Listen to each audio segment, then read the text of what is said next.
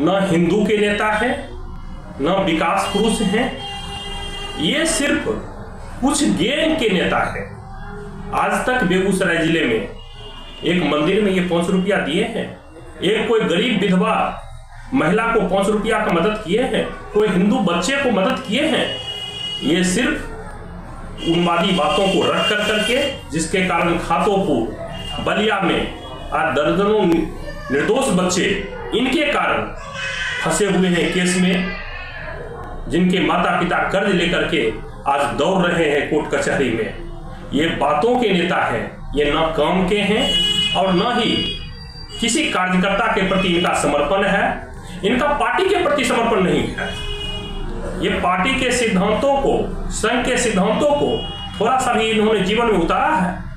ये कहते हैं कि हम शुरू से ही, अगर आरएसएस का 2 मंत्र भी, अगर आरएसएस का प्रार्थना भी अगर पढ़ देंगे, मैं मान लूंगा कि ये संघी है।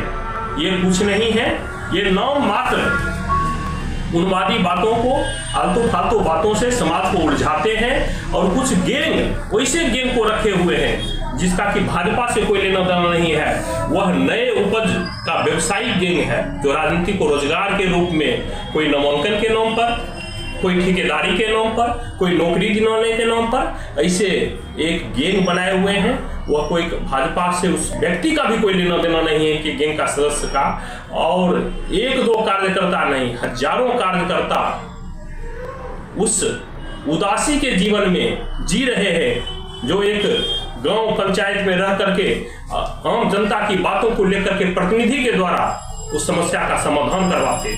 लेकिन उनसे तो आज तक कभी कुछ हुआ ही नहीं है। सिर्फ समाज को और मीडिया में होने के लिए, अपना टीआरपी बढ़ाने के लिए उल जरूर बोलेंगे, और कभी बछड़ा और बछिया की बात करेंगे, कभी बकरा और बकरी की बात करेंगे।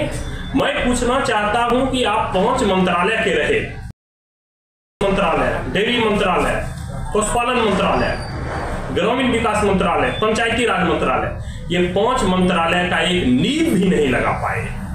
ये उसी तरह से मानसिक रूप से, संकीर्ण सोच से ये बंधे हुए हैं, जो कि संसद का सिर्फ निधि से योजनाओं को शिलान्यास करना और कमीशन खोरी खुलेआम हो रहा है। इनकी योजनाओं में भी कमीशन खोरी हो रहा है, लोग ले रहे हैं।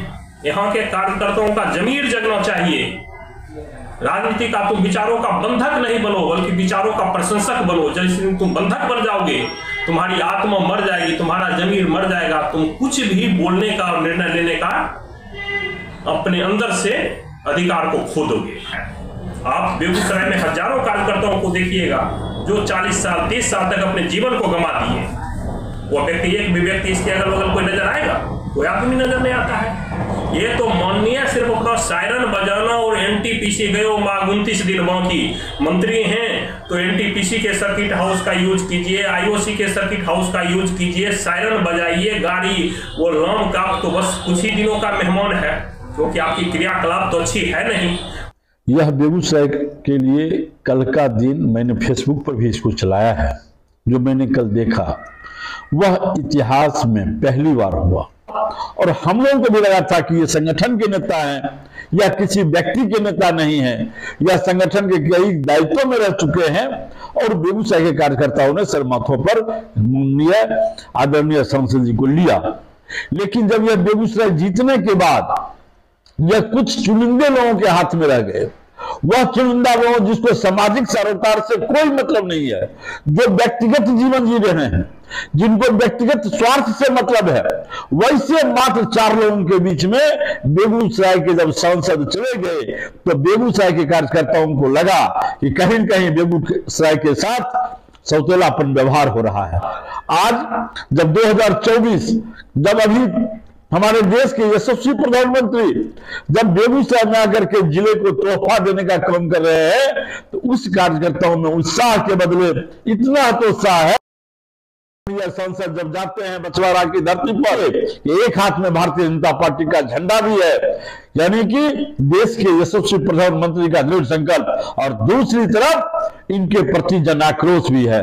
तो आने वाले दिनों में हम नेतृत्व से भी कहना चाहेंगे कि भारतीय जनता पार्टी 400 के पार यदि जाना चाहती है तो निश्चित रूप से बेगूसराय पर सकारात्मक कदम उठाते हुए यहां पे निर्णय लिया जाए, नहीं तो 400 तो निश्चित मिलेंगे, लेकिन हमको लगता है बेगूसराय में यथावत स्थिति रहेगी तो इसमें -1 399 मिल सकता है। 400 का आंकड़ा मोदी जी का सपना अधूरा रह सकता है। तो निश्चित रूप से हम कहेंगे कि दल के अंदर में एक बहुत बड़ी साजिश हो रही है। वह ऐसी साजिश जिन्होंने 2013 से पहले भारतीय जनता पार्टी के लिए केंद्र में सरकार बने, सड़क से सत्ता की ओर जूझने का काम किया, जिसने संघर्ष करने का काम किया, उन संघर्ष के साथियों को पूर्ण विराम लगाने का प्रयास किया जा रहा है।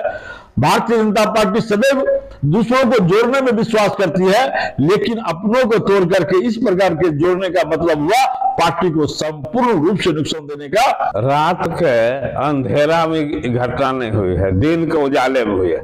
सब जानता है कि भाजपा पार्टी वाला अपने पार्टी का है, कहे राजा कम्युनिस्ट पार्टी का से भाजपा के कार्यकर्ता के इस लायक नहीं छोड़ा जी जनता में जा सकता है।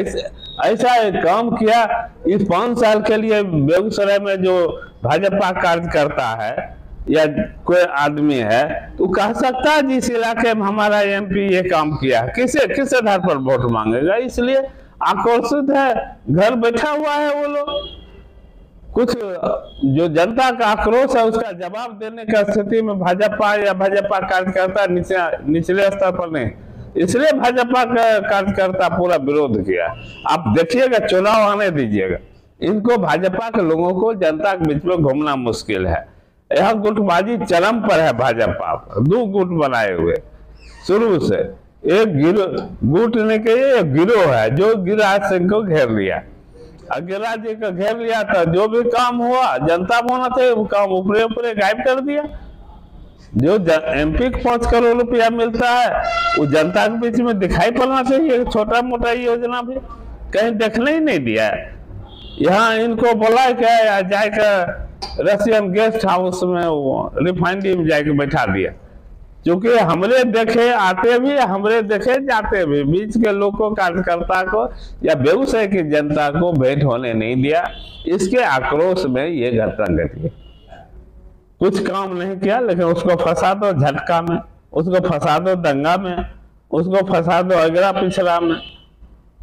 इस चक्कर में नहीं पड़ेगी जनता अपना सोच समझ कर निर्णय ले। हमारा विकास होगा भाईचारे से। ये नफरत की जो राजनीति बिहार में देश में पैदा हुआ है उसको हम लोग चाहते हैं अंत हो जाए और नए पीढ़ी को नेतृत्व करने का मिले।